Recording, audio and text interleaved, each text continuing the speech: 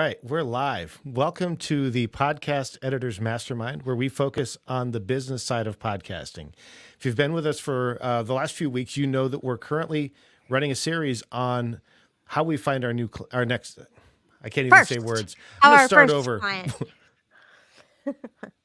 Well, yeah, welcome again to the Podcast Editors Mastermind, where Steve Stewart likes to dance for us. And also we talk about the business side of podcasting.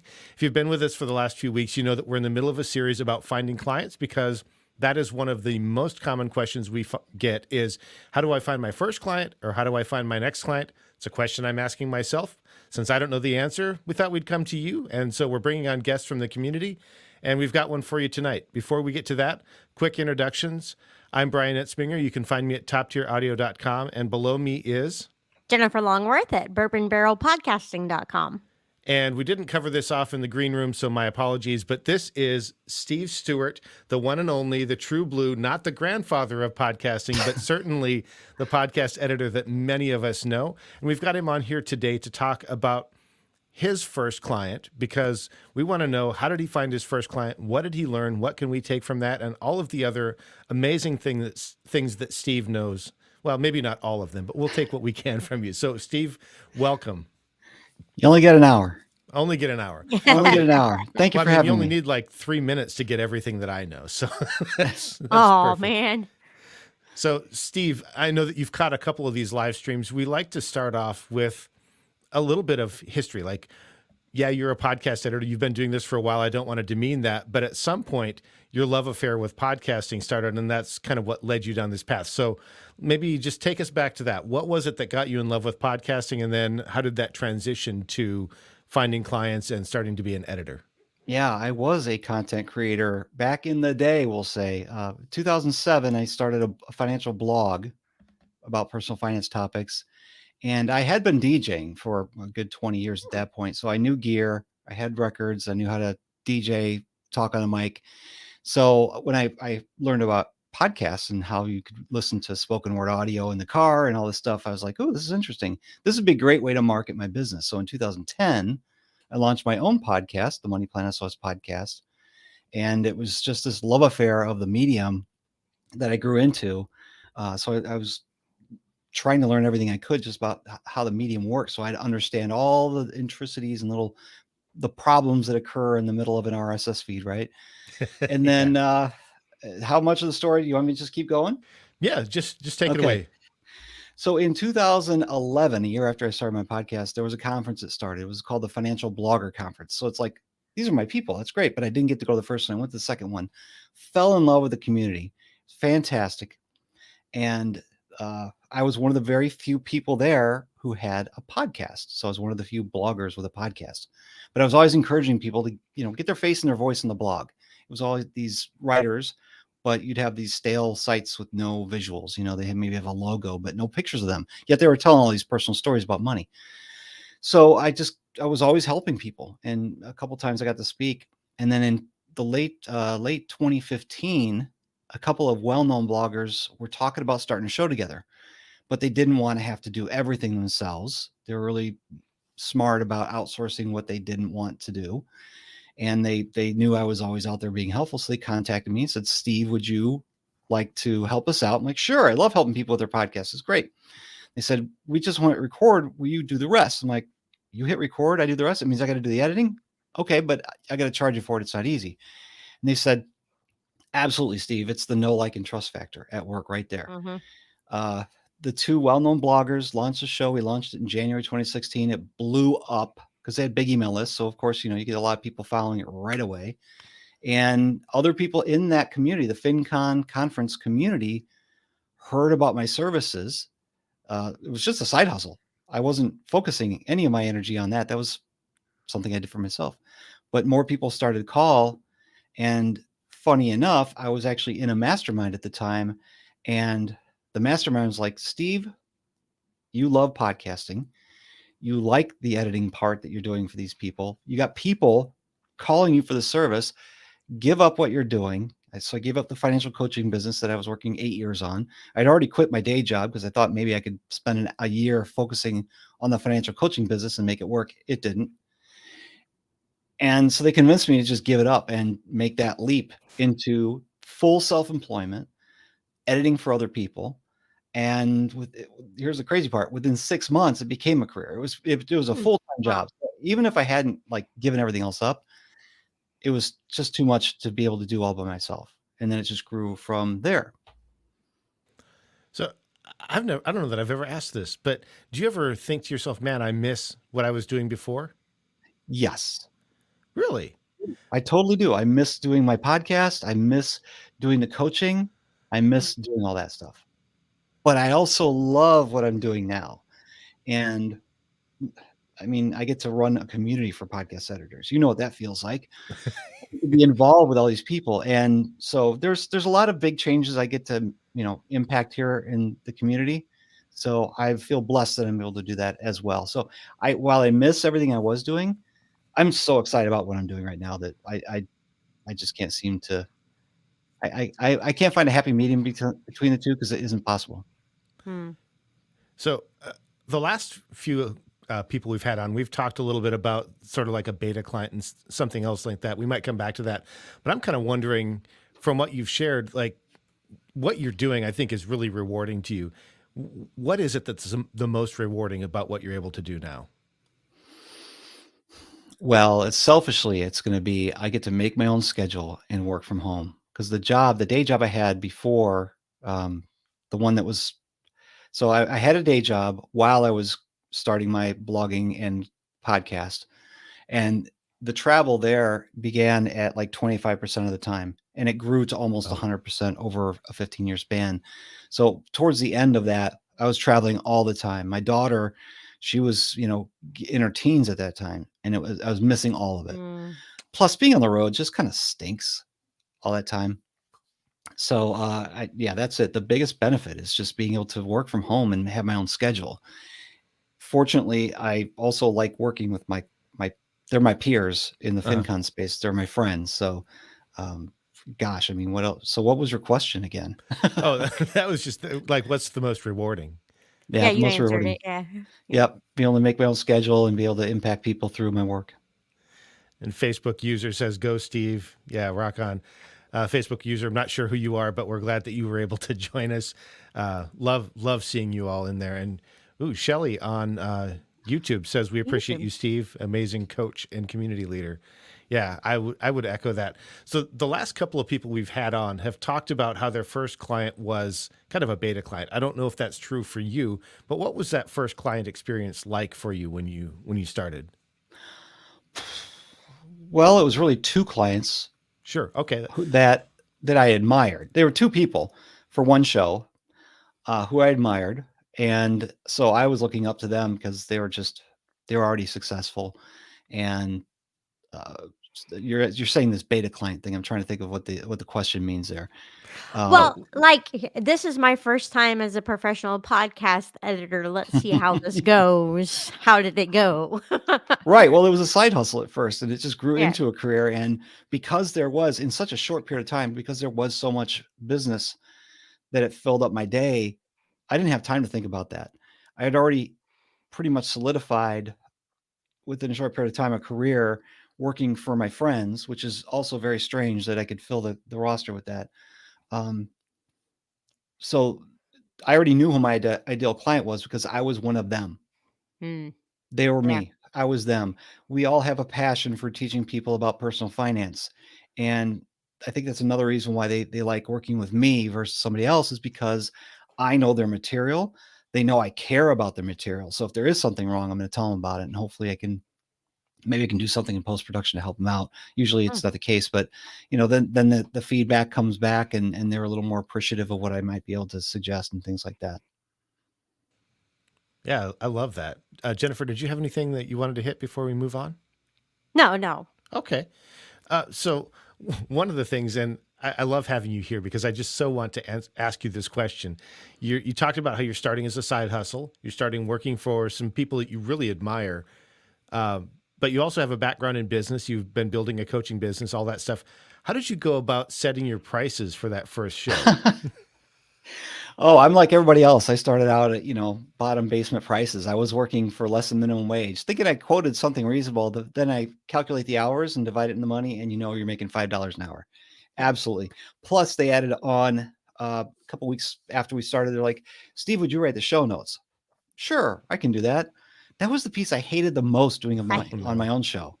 I yeah. hated it. So I'm like, okay, I can give you a title and a quick summary, bullet points, stuff like that, which it was so stupid of me to just agree to that blindly. Probably because, again, I admire these two successful bloggers who are now doing a podcast. Um, you have to sit there and now you have to listen. Oh, if they mention a book, got to write it down. Oh, if they mention a link, I got to write it down. Oh, if they mention this, I got to write it down. I wasn't ready for that, even though I did that for my own show, but I was the one creating the content. So I knew it was going to go into the outline before I even started. Right. Or if it was a guest that was doing an interview, then, there's usually only a couple links, but yeah, it was a surpriser. But so the original price that I was getting paid for those, and each episode was easily 60 minutes raw recording straight to finish, was $45, and that was in Ooh. 2016.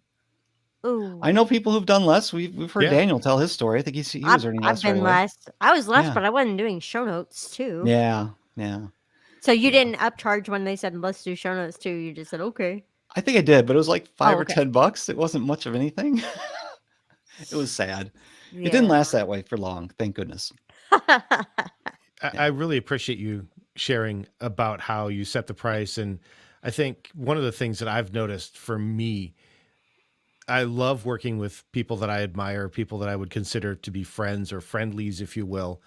The challenge that I have with those is I always try to find a way to make what they're asking in terms of a budget work, right? And sometimes the reality is that their budget cannot support what I do, and that's a really difficult relational thing for me to wade through. And then also there's the whole thing about raising rates and stuff like that. How, how I can't even ask the question. How have you navigated some of those relational and those price increases, that kind of stuff? I walk into a conversation about working together with somebody in two ways. One, I'm always giving, and two, I'm very comfortable with the rate I'm going to quote them because these are my people.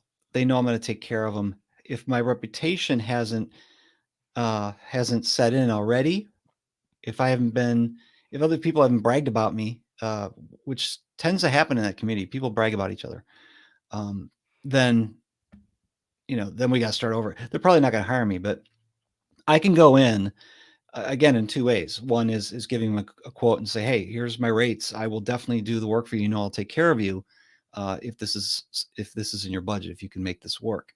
If not, I've got solutions for you." And I also give them the solutions, and that leads into the giving piece. Anybody in my community, I'm gonna help out, whether it's a free hour call or something like that. If they're in that FinCon community, I'm already helping them in some way. I also run a Facebook group for the FinCon podcast group. So it's like the niche inside of the niche. So I'm always and I'll be sponsoring FinCon in October next month. I'll be speaking. I'll be just giving. So giving is always a part of it, and I've definitely worked that into my schedule where I have the ability to give freely, and I don't feel like I'm taking away from my own income or somebody else's income. I'm getting somebody interested and at least on the right path to be able to either start a podcast or continue and make one better. You mentioned one thing that kind of piqued my interest, and we've already talked a little bit about where I want to go with this, but you said you have confidence in your rates. I think part of that confidence comes from your skill and your experience and the reputation that you have. But there's also some understanding of like what the market will bear, so to speak. So you could say, I'm worth $100 an hour, and you might absolutely be. But if I can hire somebody else that does the same job for less, that starts to turn it into a commodity. Can you share with us like how it is that you're able to get a pulse on the market? Yeah, it's a leading question, I know. Yeah.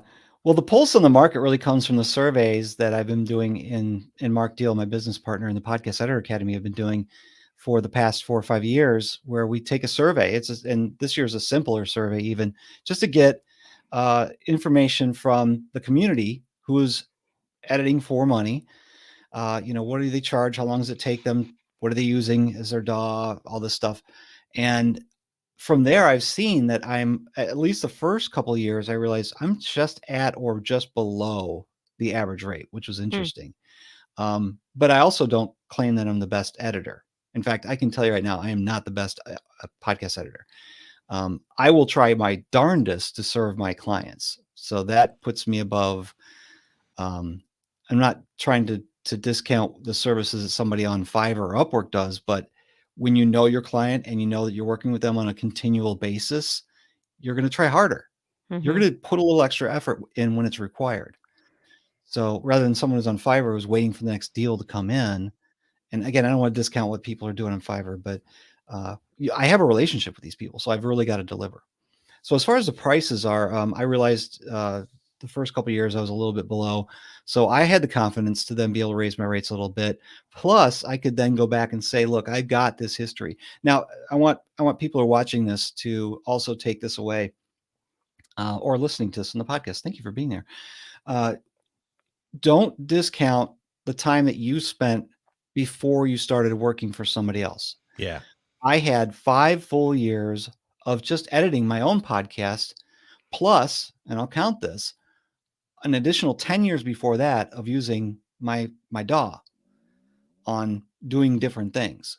Hmm. So I know how to digitally capture audio. I know how to turn it into something you could, well, back then it was burning it to a CD, but then, turning into a podcast when podcasts came along. So I knew how to do all that stuff. That's history. That's experience that you can then say, look, I've got, and now I can claim just in editing for other people, I've got 8 years in, but I've actually got more like 18 years in Yeah. Right. of being able to, do stuff with audio on a computer. Yeah, I could say like I have over 20 years of editing audio experience, but I've only been Mhm. doing podcasts for 8. But, you know, Yeah. And similar story. if somebody's coming from a radio background, they use Pro Tools at a recording studio, that counts for sure. So why would you not claim that when you're talking to somebody? Because if you're just doing your own show, but you've got 15 years of experience using digital audio equipment or even video now, then Mhm. you know that's experience. So don't discount yourself like I did. I That's probably hard should. though. Oh, go ahead. Because also like when you're starting out, especially, 8 years ago when I didn't know we didn't have this survey from the Podcast Editor Academy yet. I had no idea what to charge, and I found someone who wanted to pay me, so I threw out a number and they said yes. Mhm. Well, I started at 40, $45 an episode. Why can't somebody else? You can't stay there for long. And if you're Right. doing it as a side hustle, it's okay to do it for a while that way, but it can't be a permanent thing, especially if you do want to make money serving podcasters in the podcast space. It doesn't have to be just editing. You could do all kinds of things, show notes, video now, um, uh, social media, shorts, video shorts, stuff like that. So that obviously would allow you to charge more for your services. You just got to have the skills to be able to deliver. And I hear that you might be dabbling in video now. I am. I'm not satisfied with what I'm doing. What's funny is I went into that charging about 3x what I charge my client for the audio podcast. Mhm. So I felt like it was a good price, but I'm not feeling like I'm delivering that quality yet. Hmm. I've been go back to what I was talking about a minute ago. I've been using video editing software for what is this 2023 for probably about 11 years for creating courses for mostly that's it, creating courses and stuff. Plus now we all have video recorders right here Yeah. on our smartphones. So, but I could say I've got, digital experience here. So I knew I could do the job. I haven't quite delivered the product that I want to give them yet. So I'm trying to find efficiencies and ways to do that. But man, what a time suck. Yeah. Oh, that's why I'm avoiding it until Yep. I can't. It just takes a long time.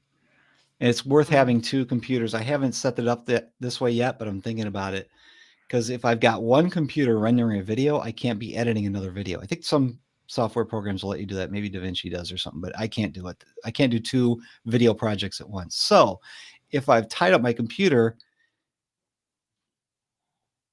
time Yeah. to do the You're books, stuck. social media for myself. I don't know, writing a newsletter. Go have a lunch. So it's a real time suck, and it's not just the Mm. actual work too. Sometimes too, it's the waiting for a video to render. So we talk about how long it takes to edit an episode, and audio is usually what people say 3 times the length of the raw audio. What are you finding on video? Just curious. Me, it's easily more than 4x. You know what? I can give you an idea. I've done this once before in the mastermind, and it took me forever to figure out the answer, and it never came to me. So let me pull it up while I'm talking. I could probably give you an idea here of, yep, there we go. So today I was using my video editing program for, only 3 hours? Does it not count the rendering time? Yeah, I guess that's about right. And I got 2/3 of a video done. How long? How long of the video? It was an hour and 10 minutes, I believe. Okay. Yeah. And you mentioned that you're not super happy with the product that you're putting out right now. I think a lot of us start not being entirely happy with what we're doing. In fact, I would say that I don't know that I've ever achieved something where I go, yeah, this could not possibly have been better.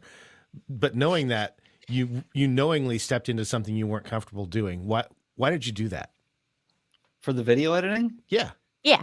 Because I also did that with the audio editing, but we'll go to Even video. Because if I listen back to my old episodes of my own show before I start editing for others, it's like, Oh, oh my yeah. gosh, I could have done such a better job, but I didn't know any better. Obviously, when somebody's paying you, you start to do a better job. But with video, say the question again. What was it that kind of pushed you or drew Ah. you into doing video? For the past 2 years, people in the space have been talking about how video is the way to go. Actually, for more years than that, but definitely the past 2 years. This last summer has been huge in my space, the FinCon community. A couple of my clients, plus their big names in the space, they have an agreement with they work with Cumulus for their advertising. Yes. Cumulus owns Megaphone, which is a media host. Yeah. Megaphone is owned by Spotify. And the word is that in Q1 of next year, 2024, Spotify is going to go heavy into video. And what's going to happen is if you upload your video, edited video, to Megaphone, then that will go up to Spotify. And then any of the platforms that have audio, like Apple Podcasts, Amazon Music, all that stuff, it rips an MP3 out of it and puts it onto those platforms. Oh, wow. So not only and YouTube just makes sense as well as another destination, because you've got your SEO, search ability. There is discoverability on YouTube more than there is in a podcast app, because the podcast apps have been horrible for discovery. Mm-hmm. So you can just see the writing on the wall.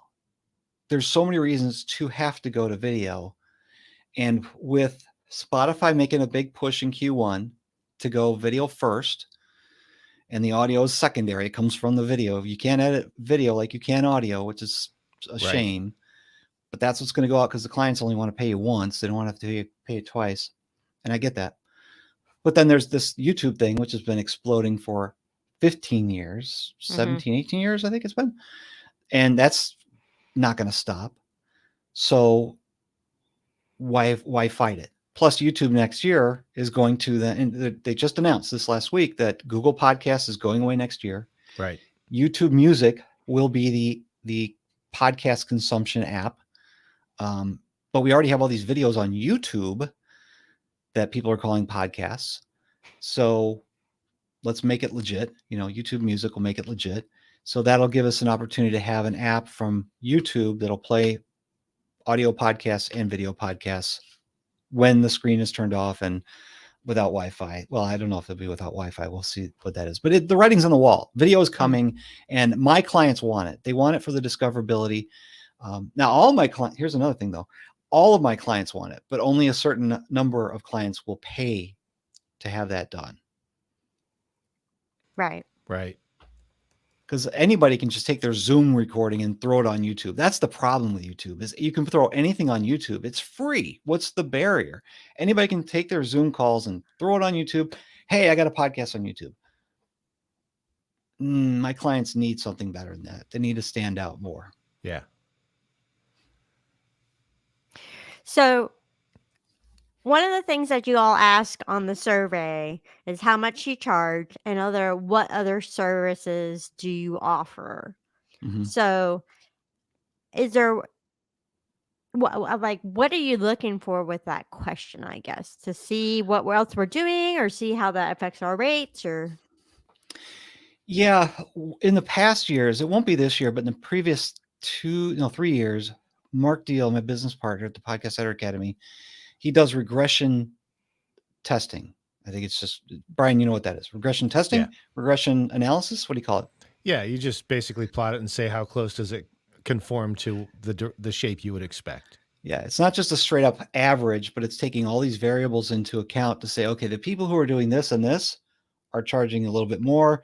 The people who are doing this and that are not charging as much. So the services come into play. So the survey is specifically 60 minutes of audio, noise reduction, volume leveling, editing out the MROs, turning it into an episode, and making the MP3. That's the rate and how long does it take to do that. But then the other services will play into that to say, okay, if these people are charging more for that service, is it because they also have additional services that they're also charging for additionally to what the survey is asking for? And maybe they're an expert in all things, or maybe they've got an enterprise company, or maybe it's just, little old Steve on Audacity isn't charging as much because he's not as good because he's using, an old program. Or maybe he's spending too much time on TikTok. And that's one of the survey results we found is people who are on TikTok weren't earning as much per hour of their efforts. Yeah. Oh, that's funny. But then one year is like Hindenburg and Pro Tools. The people who are using those two DAWs earn more than the average, which I think is cool and interesting. I don't like it either, but I think it's cool and interesting.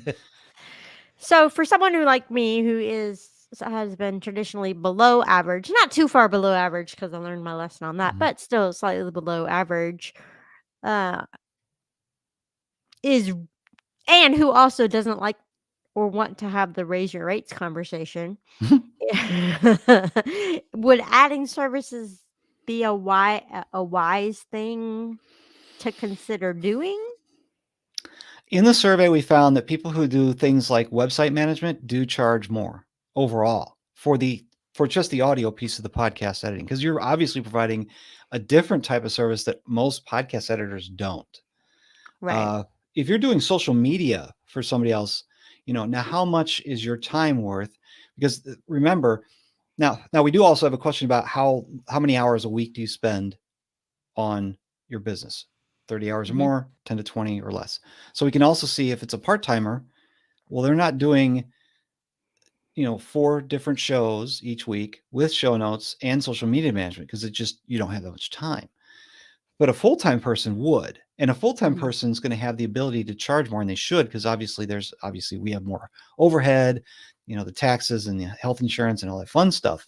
But we also should be able to find some efficiencies at scale. For one thing, like, okay, so I buy RX, Isotope RX. It's $1,000 program.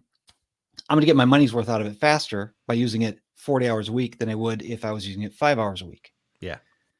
Yeah. So there's things in there that regression testing, we're not going to be doing that this year with the survey, but the regression testing kind of gave us some glimpses as to other things that did impact what people charge for the audio editing, but it's not the whole story either. Because there are podcast managers who do more things. There's podcast producers who don't edit, but they're basically engineering the live recording, or they're connecting the guest or whatever. So there's all kinds of things that impact the rates there. We've talked about the survey, but I just realized we haven't told people where to go to get the results. Now, I know that the survey is in process right now, but where should we send people? Because if they're like me, they're going to want to know where they're sitting. It may not tell you what you should charge, but it'll tell you where you fit in the market. Okay, well, I put it in the private chat. Maybe you guys can share it out to the places. But you go to Podcast Editor Academy, com/survey, and that's where you have this. It's basically a dozen questions, and one of them is like, what's your name? And the other one is, do you agree to send this form to us? I mean, Yeah, very quick and nice. easy. And half of them are like, the check boxes to say this, or that. But I Nice. really would like to see like 200 responses this year, because that gives us a better overlay of what the average is, at least for people who are in our community, who are, like on the Facebook group or in the newsletter or whatever. I'm not going to say that we're going to get a lot of people from China. I don't know what their rates would be, but Yeah, we're looking to get as many people as we can, just to get a sense for what the community is that we've been mixed up in for the past few years is. nice. Yeah, so for those watching, we've got it in the chat. For those listening later, we'll have it in the show notes. Jennifer, I interrupted you. Sorry about that. Well, I was going to say he keeps talking about this Facebook group, this Facebook group, this Facebook group, but I don't think he's talked about what Facebook group he's talking about. It's the Podcast Editors Club. So you've got the Academy for the education piece. You've got the club for the community. Podcasters Club. It's my favorite place to be. I started in 2017 just as a kind of a birthday present to myself. I was looking around on Facebook to say, look, I'm editing now for a career. And it's nice to be in these podcast groups, but they're always talking about media hosts and microphones and all this stuff. I'm like, we've talked about Skype plenty of times. We don't need to talk about it anymore. See how long ago that was? I said Yeah, Skype. he It's says true. Skype. It's true. Yeah. So I was like, nobody's talking about the editing stuff. I'm going to create an editors group. And I did. And Jennifer, I think you've been there for quite a long time. I Quite think a I long invited you a time. long time ago. Yeah. Brian, you weren't much longer after that. Mm-mm. 100 people after the first couple of months, and then 1,000. And then we're up to over 8,700 people now. And all we do is talk about the post-production stuff and how to run a business. We don't talk about mics and microphones and how to record and blah. I mean, that's already been talked about and answered in all the other groups. We're unique in the fact that we stick to post-production and how to run a business as an editor. Yes. And thank you for doing that. I know that adminning a group can be a challenge because not everybody has the same perspective on the purpose of the group. I appreciate that you're the person that has to be the heavy sometimes, and thank you. You know what? I don't hesitate though, because the rules are stated up front, and I have to protect my people. It's just like my clients. I'm going to take care of them, and I want to take care of my community, because we get people come in there once in a while and they post, hey, I'll edit your show for you for free just to get some experience. I like that, but not here. Do that Right. somewhere else. Don't promote your services here. Yeah. So Jennifer, did you have something? No, I was just going to say, when people do come in the group and say things like that and it doesn't get weeded out immediately, the rest of the group jumps on them and is like, we are not your people. What are you doing? Yeah. We're looking for clients too. Thank you for. So speaking of looking for clients, though, Steve, Yeah. I didn't intend for this to be a commercial for the Podcast Editor Academy, but Thank you you, by the offer way. the things that podcast editors are looking for. And one of those things is from time to time, there are job openings that you're able to share. Can you share a little bit about what's going on with that and how people can find out about those job openings? Yeah, if you remember when we're talking about when people contact me for my, I've given my quote and all that stuff. I'm always giving, one of the ways that I can serve them is, okay, here's my quote. If you can't work with me, because maybe like back then I wasn't editing video, or I don't do guest connections or whatever, social media management, I have a whole community of people who can. So starting with the Podcast Editor Academy, which is the educational source for people who want to create and grow a business as a podcast editor like I did, we have a place where I share those job postings with them.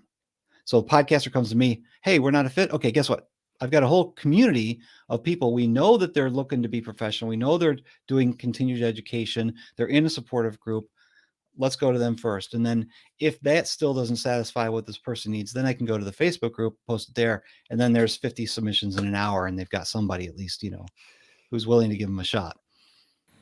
Yeah, and that's a great thing. That's actually, I was talking to somebody this week who wanted a little bit of advice about a podcast, and they were looking like for what should I expect to pay? And of course, I give them a rough range, and I say it's going to vary, but somewhere in here.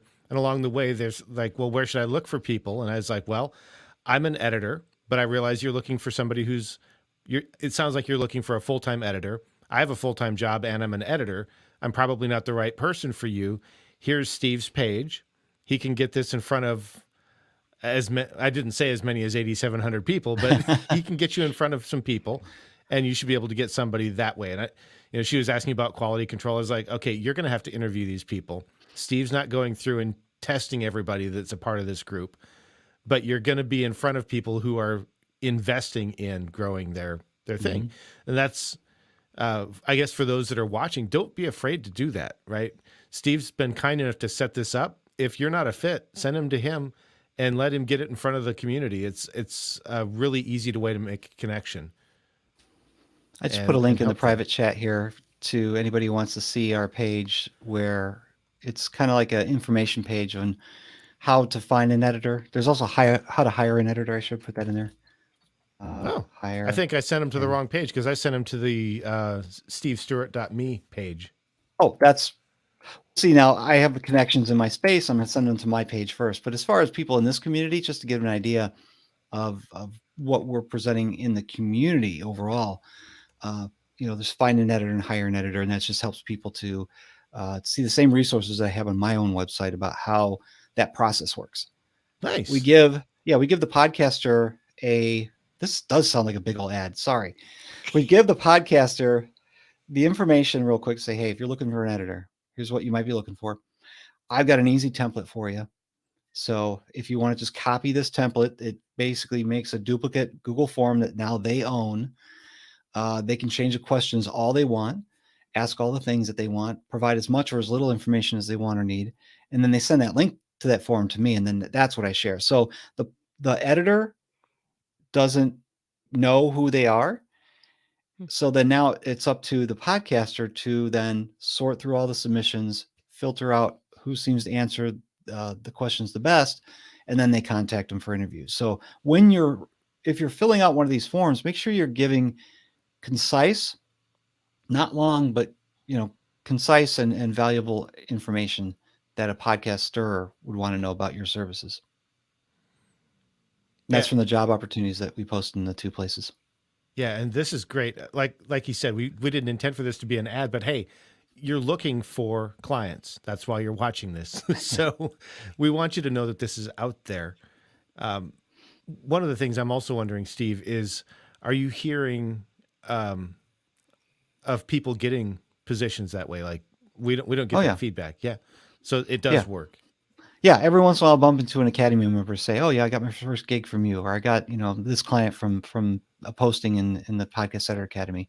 I know I've had people in the Facebook group as well who have said that.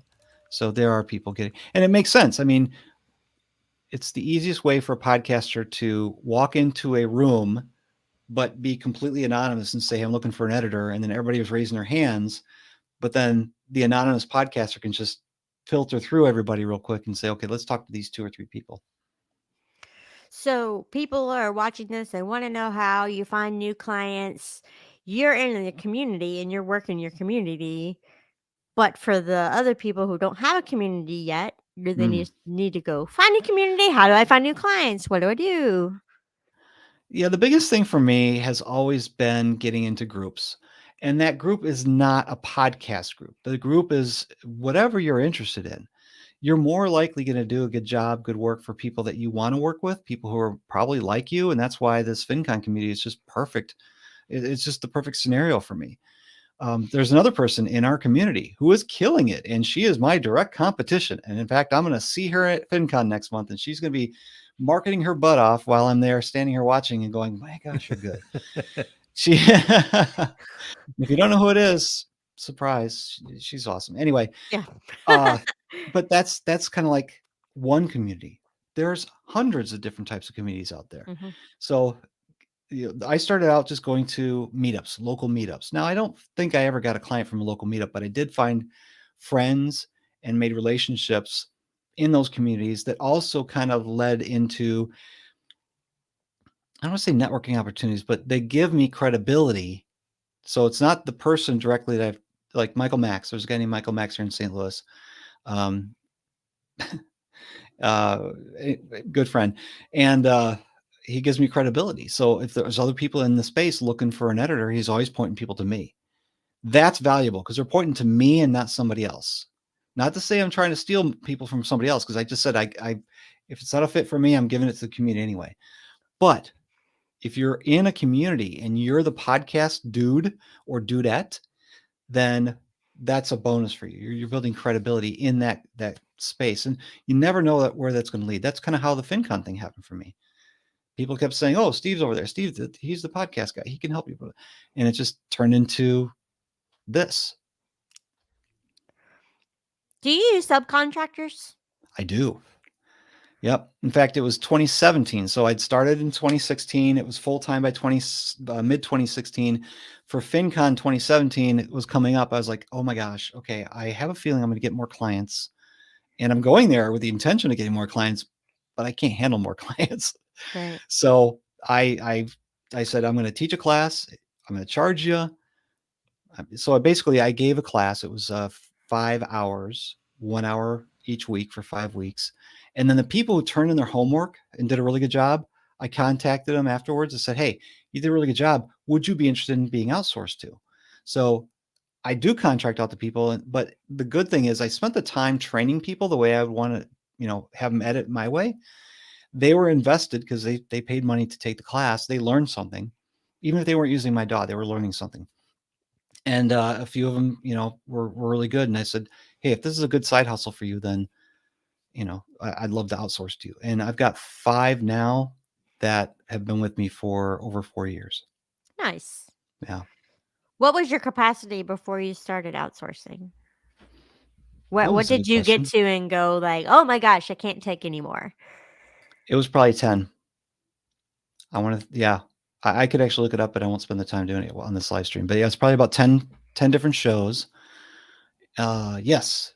And they were usually between 30 to an hour episodes, 30 minutes to an hour Weekly? long. Yeah, most of them are weekly. Okay. Yeah, I haven't looked at that in a while. That's a good question, Jennifer. I'm going to have to go I look just and know where I am, and I'm like, how much more can I take on before I lose my mind? And Yeah, a good rule of thumb is 6 or 7, unless Oh, you're doing additional services. Now that plays into it as well. If you're Right. doing show notes and editing and something else, 5 or 6 might be your limit. And how much time do you actually have? Some people have a day job. Yeah, me. So how many can he do? And he's probably out. I know you have been outsourcing to other people in the past. So you've got, and the good news about contractors is they're part-time. They're not employees where you've got to have 40 hours of work to keep their benefits and blah, blah, blah. So there can be an ebb and flow there, where if it's light, you don't send them anything. If it's getting busy, you try to give them all that you can. So contractors is very, very, very handy when you're trying to grow a business. So, like, how many total shows do you and your contractors do now? So I've got the four contracts. It's 4 contractors. I said 5, didn't I? It's 4. I've got one in the wings, but he left me. he said, if you need me, I can come back. So 4 contractors. I've got 20 shows that are all but one is week. No, all but 2 are weekly. Wow. Okay. But one of them is 3 days a week, and it's easily 75 minutes to 90 minutes of recordings to get down to 60. Wow. But no show notes, no social media, just, although I'm doing video now, so that's kind of ruined the schedule. And I think that's the thing. I've got one client who's about to sunset her show. Another one who's faltering, and I think he might give it up soon, because his business is taking off because of the podcast. Kind of the goal of the thing, right? Right. He's like, I'm too busy. I got too many clients. I can't do the show. I'm like, total win, dude. Yeah. Don't worry about hurting my feelings. You go, man. Yeah. So I've got a couple of clients that might go away, but now that I'm doing the video editing and I'm charging more for that, plus the time is being consumed, and I'm not outsourcing that yet, then there's only so many hours in the week. Yeah. There's only so many hours a week. And it gets scary because, like, last month was podcast movement. I had to have all my clients' work done before then. The client with the three episodes a week went to Bali for 10 days. He's like, I'd love to have all my episodes done before I go. I had 11 shows to get done. Yeah. I had that type of situation. Yeah. So I'm just whipping those things out quick, as quick as I could. And then FinCon's next month. So, it's the accordion thing. I had to squeeze it and empty it out as much as I could. And then it filled up as I was away. I get back, it's full. I squeeze it. And then Joe, Stacking Benjamin says, I need 11 shows done as soon as you can. And I squeeze it and I go back. And then FinCon, it's back and forth. Fortunately, the contractors take up a lot of that slack. Awesome.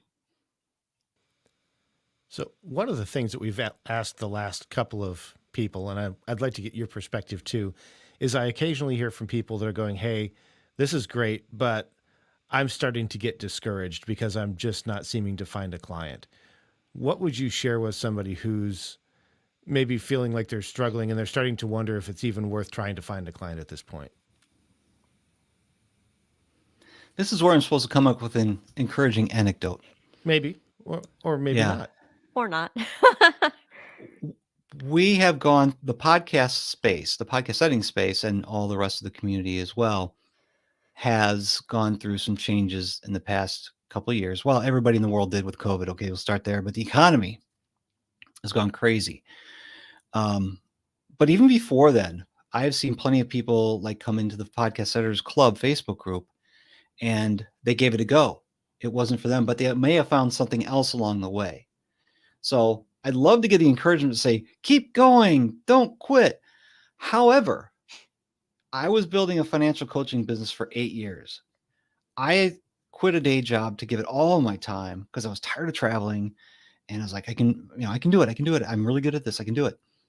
And it wasn't working. But then I had people in mastermind say, quit now and jump into this part-time thing you're doing. So maybe podcast editing isn't for you. But I never stopped trying until the day I said, okay, that's it. And I started to see some things working. So don't put yourself in a situation where you can't get out of it. I'd like to say don't overcommit yourself, but sometimes if you do that, then you're going to push yourself into one corner or another. And then you find that that's the corner you want to be in. Like this video thing now. I'm like, I can do this. And I'm starting to think maybe I can't. But I'm not going to quit yet. I'm waiting for somebody else to tell me to quit. But so if you're not finding a client, you've tried getting into communities, then look around you. What else is going on that you're interested in? Because that's how I ended up being an editor. I wanted to be a financial coach. I wanted to create content and help people with their money. And where does podcast editing fit into that storyline? It doesn't. Mm-hmm. So look around. Dan Miller says it best. Pick the bouquet of flowers closest to you. I like it. Yeah. I'd like to maybe kind of add a little bit to that because I was editing a client episode this week. And one of the things that she mentioned, she had gone to a conference, and the thing that she keeps hearing from all of her peers is that over the next year or two, expect a lot of transition. All the businesses that she was talking to, completely unrelated to podcasting, were going through significant transitions. And I would say that we can also see some coming through the podcasting space. I don't know what that needs to look like for you, whether it's something where you need to sort of ride the raft through the rapids, or if it might be something where maybe there's a place to get off on a different river, so to speak. But don't be afraid to be aware of what's going on and maybe make an adjustment. I'm considering some myself. Right? I mean, because the world is changing. It always does. It never stays the same. Mm-hmm. I mean, it does, but it doesn't, right? And so we have to be aware of what's going on, whether it's our first client or our 500th client, which is not me, right? Yeah. Jennifer, anything else before we wrap it up? I had something and then it went. Did I scare it away from you? Yeah, it's gone. I'm sorry. I got my big stuff in though. Okay. Thank you.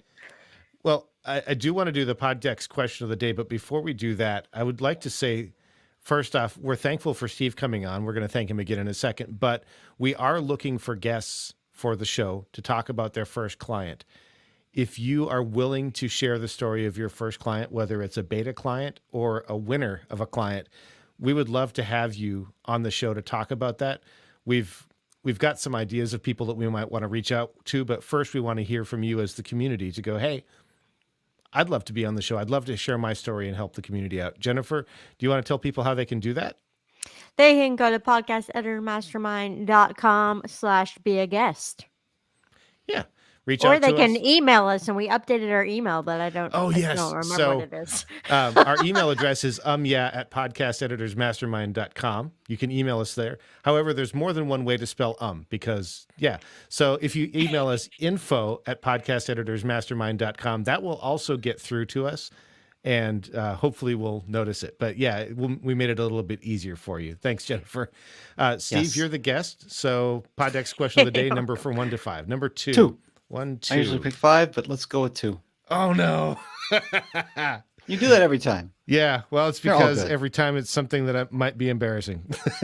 Which words Well, or yeah. phrases do you most overuse? Oh, that's a crutch word question, right? It is now. Yeah. I say too much. Period. End I of think story. Steve took my answer, so I'm going to go with so, because that's my transition word. I don't know. I picked it up at work, and I haven't been able to get rid of it. Relatable. Relatable? Mm-hmm. Is that your word? Is that your word, or are you talking about me with so? Both. I'm like, if something's relatable, I say relatable. Now, when it comes to like podcasts, when I was on radio and I'd listen back to the recordings of an interview show I did, it was wow. Oh, yeah. After everything, wow. I'm like, oh my gosh, Mhm. I gotta quit that. So Yeah. it used to be wow, but I'm gonna say I use the word relatable a lot. Nice.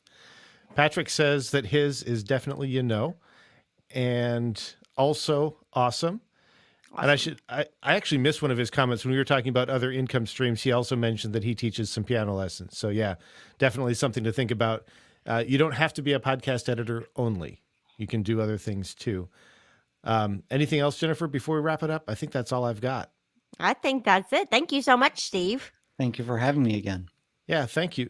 For those watching or listening, definitely want to make sure that if you're interested, you go check out podcasteditoracademy.com.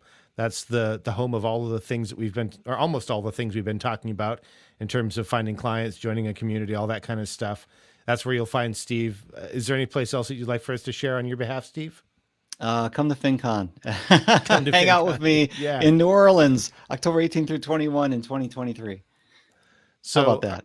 Our guest today has been Steve Stewart, stevestewart.me on the socials. You can find him at podcast. Wait. What? I'm sorry. I gotta wait. I do have one thing. Let me Go. put it in the chat. Oh my gosh. Nice. This will be helpful. This is relatable. It's still selling, pushing my own stuff. So we have, in the Podcast Editor Academy, we have a PDF, downloadable PDF. You can go sign up at podcasteditoracademy.com/ I put the wrong one in there. It's 10 ways with an S. If you please put the right link into the chat for me. I'm trying. Yeah. I got it wrong. Podcasteditoracademy.com/10 ways. That's 10 ways. The PDF will give you 10 different ways you can look for clients. So social media or meetups or conferences and all the different places. So that's a great way to kind of sit down, say, what am I trying and what's going well, what's not working? And maybe you think of something new from there too. Nice. Thanks, Cool. Steve. He has all the things. Jennifer, do you want to take us out? I'll take us out. I'm Jennifer Longworth. You can find me at bourbonbarrelpodcasting.com. I don't do video yet, and that's why I tell everybody in my pitch now. I say, hi, I'm a podcast editor and don't do video. And now I will continue with my pitch, but I'm starting to rethink that. And our guest has been Steve. Anything else to share in terms of how to find you, Steve? Find me and the socials at Steve Stewart Me. Nice. Unable to join us tonight, we're Daniel Abendroth. Yeah, you can find, I can't think. Daniel Abendroth at rothmedia.audio and Carrie Caulfield, who you can find at carrie.land. Just remember Carrie Land. I'm Brian Itzminger. If you want to find me, you'll find me at toptieraudio.com. And if you don't want to find me after this, I get it. But thank you for joining us. We appreciate you. Thank Bye. you all.